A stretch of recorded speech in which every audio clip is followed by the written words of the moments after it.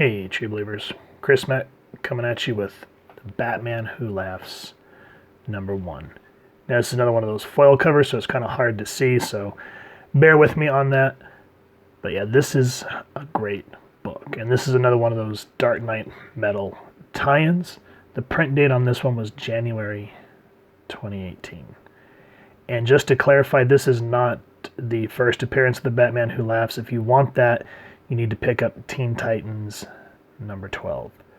This book explains the origin of this character and how he came to be this nightmare Batman who just about wipes out the main DC universe. And so what I like is how the pacing starts. You open up, he's just kind of sitting there.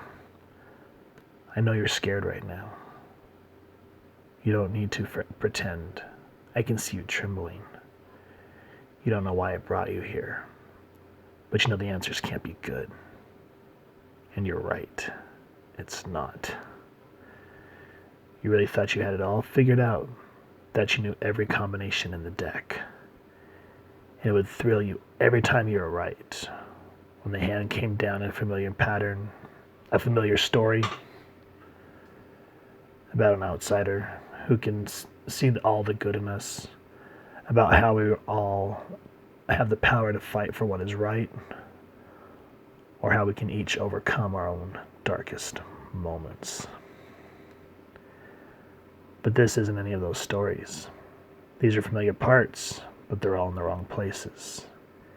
And there's nothing more frightening than when all the cards lay out on the table just right. But then another card comes and changes the meaning of the hand. I love that, because we see where we're going with this, and then we transition into absolute anarchy and chaos. And I like how the page design is laid out here. It really helps out with just the madness and the cacophony that we're seeing here. Now, this is Earth -22, and The Batman Who Laughs. James Tinney, the fourth writer. Riley Rosemo, the artist. Ivan Placencia colors. Tom Napolitano doing the lettering. And there's everyone else working on the book. And of course, Batman was created by Bill Finger with Bob Kane. So we see that Batman is in a very big world of hurt here. He's tied up. And the Joker's saying, oh, come on, the drugs I gave you, you can't work your body, but we know you can talk, so use that brain of yours. And you just see him goading Batman on. And I like the Dutch angle of all the paneling here while the death and destruction happens behind him. And he's going on about how he was able to get a hold of Commissioner Gordon. And he's like, I dissolved him. And he's like, his jaw was melting the whole time he kept trying to say Barbara's name. Buh, buh, buh. He's like, see, Bats, we're running out of time, you and Mimi. We need to evolve, and fast, or we'll miss our chance. There is no by the book anymore. I threw the damn thing out. Burned it. Every story, every character, one by one. All the cops, all the villains, looking for that breaking point. It has to exist, Bruce. I know it does. And so, we can see in this universe, the Joker finds out who Batman is, and he wants to push him to his absolute breaking point to cross that line that he won't kill. He's like, oh, look, here's a family coming down a dark alley right now. So they're thinking, oh, God, what's going on here? Bam, bam. And the girl is traumatized.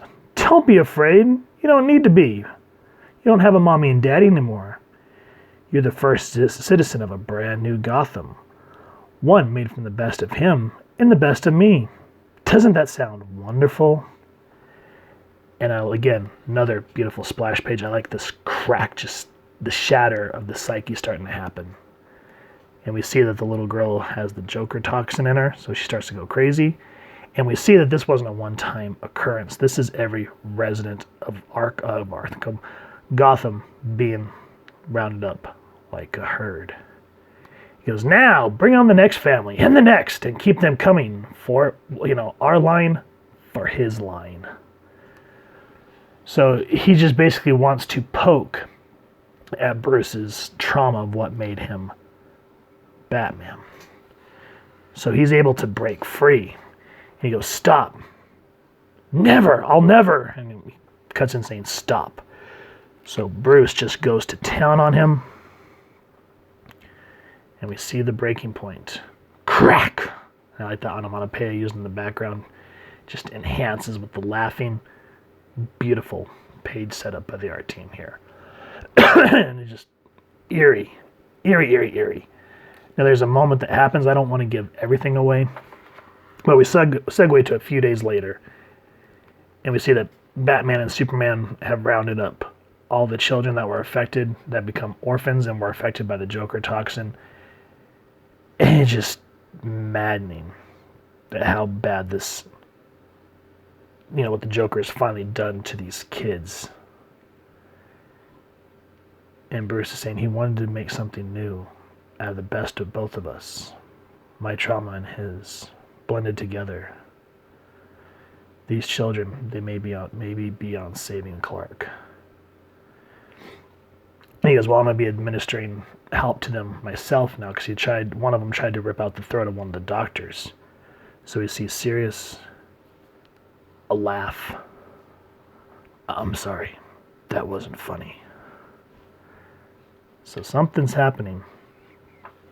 Now, again, we go days later, and we see the Bat family. This is Red Robin, Damian, Tim, Barbara, the whole family's here is training.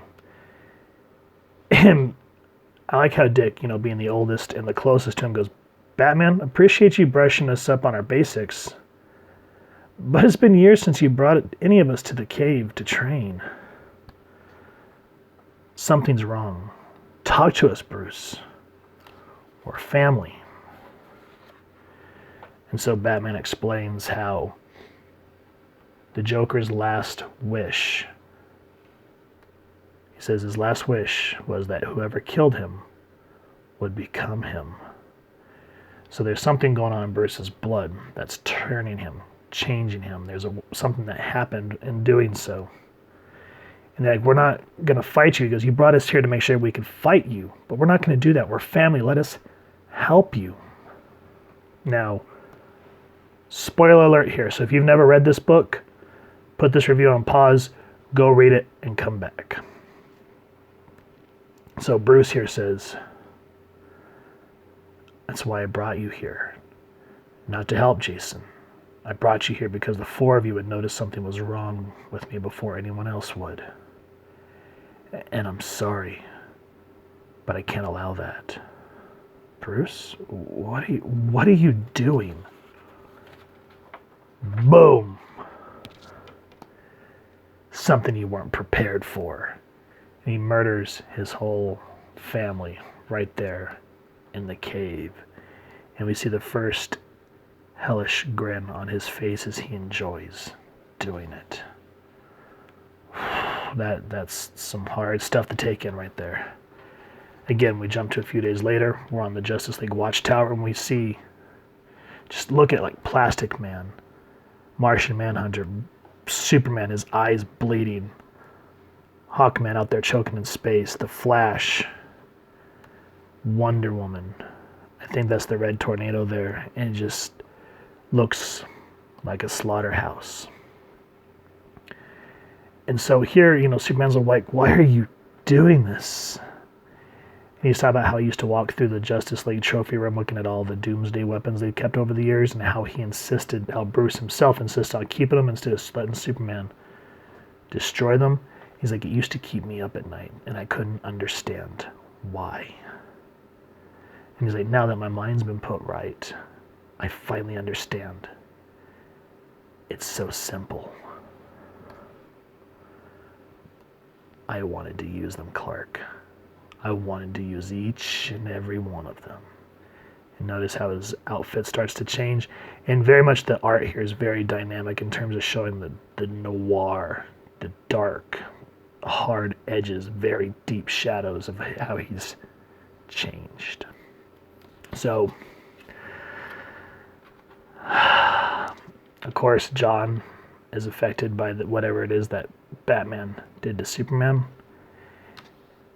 And look at how when he's talking here, he goes,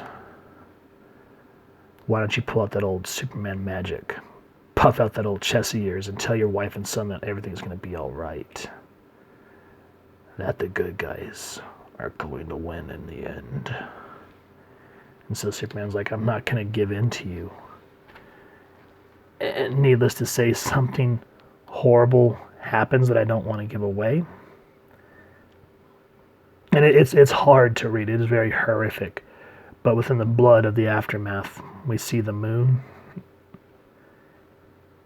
And just that reminds me of that Heath Ledger poster where he goes, why so serious? And kind of the same thing here. I just... And then we get a flashback of how the Batman Who Laughs was sitting in victory as his world was about to end. How he met Barbatos. And the whole time he's talking, reminiscing, there's this character here that has a bloody face and bandages. And you don't find out who it is at this point. But he's explaining his plan of what him and Barbatos has in store for the main Prime universe. And I don't want to read everything. He goes, to win, you need to adapt. And to adapt, you need to be able to laugh away all the restraints. Everything holding you back. You see, a Batman who laughs is a Batman who always wins. So that's, I think, in a nutshell right there, why I enjoyed the Metal series. It's not so much the whole premise of, this took place 6,000 million years ago, That part of it was sort of the hard part to get into, because that kind of gets a little old. What makes it interesting for me personally is showing this dark multiverse of what happens when the Batman that we know, the hero who has restraint and has compassion underneath all the roughness, what happens when he lets his inhibitions go? And this is like the extreme, and then we see them, further in the Murder Machine, the Red Death, Dawnbreaker, etc., so forth.